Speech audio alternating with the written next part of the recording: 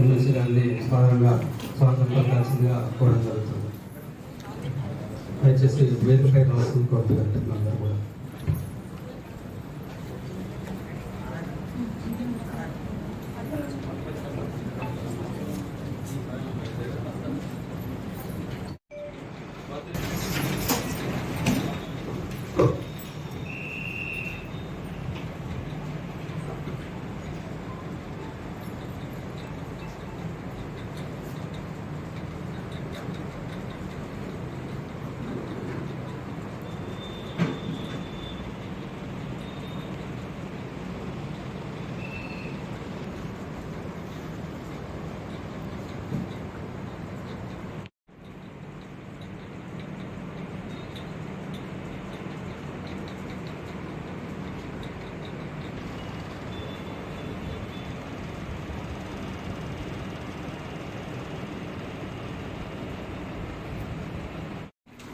అంశం నెంబర్ 3 పురపాలక సంఘం జగిత్యాల వర్షాకాలం దృష్ట్యా సీజనల్ వ్యాధులు ప్రబలకుండా ముందస్తుగా కెమికల్స్ అనగా బ్లీచింగ్ పౌడర్, లైమ్ పౌడర్, వివిధ పనిముట్లు మరియు కార్మికులకు రెయిన్ కోట్స్, గ్లౌస్ మరియు ఇతరములు కొనుగోలు చేయడం గురించి serial number 1 purchase of bleaching powder 500 bags 8,50,000.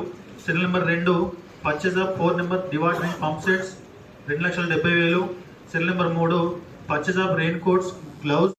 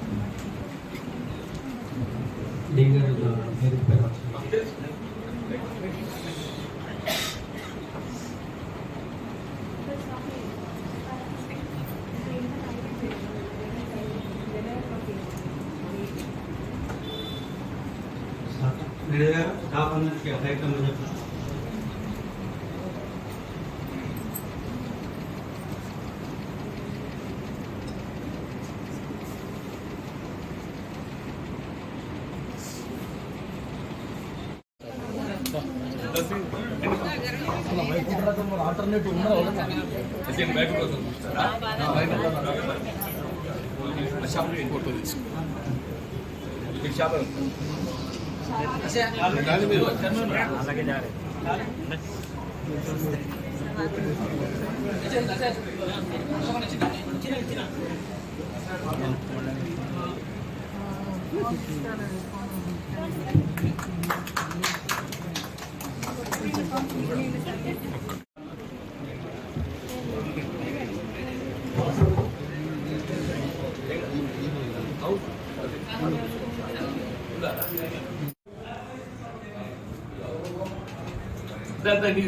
అది మీరెవరు దొరుకుతుందని చెప్పి కరెక్ట్ అండి చూడు బయట ఉండదు షకిల్ ఆఫీషియల్ ఇట్లా తమ్మి వెలుగు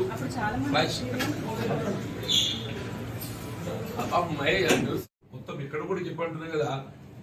ప్రతిరోజు త్రాగునీటి సౌకర్యం అందింపజేసినటువంటి మున్సిపాలిటీ ఏకైక మున్సిపాలిటీ జగిత్యాల పట్టణం అని చెప్పండి. దానివల్ల మరింత స్ట్రీమ్ లైన్ చేసి ప్రతి ఇంటికి కూడా కుళాయి కనెక్షన్ ఇప్పించే విధంగా ఏదైతుందో రాష్ట్ర ప్రభుత్వం ఇవాళ అమృత్ స్కీమ్ కింద మనకి ఇది మంజూరు రావటము, ఇది కూడా మనము సౌకర్యం ఏర్పాటు చేయడం జరుగుతుంది. మరి ఈ 50 రోడ్డు విస్తరణ ఏదైతే ప్రధానంగా ఈరోజు మరి గౌరవ చైర్పర్సన్ గారు అంటే అదనపు ఎజెండా అనేది చైర్పర్సన్ అనుమతులను అందుకు చేయడం జరుగుతుంది.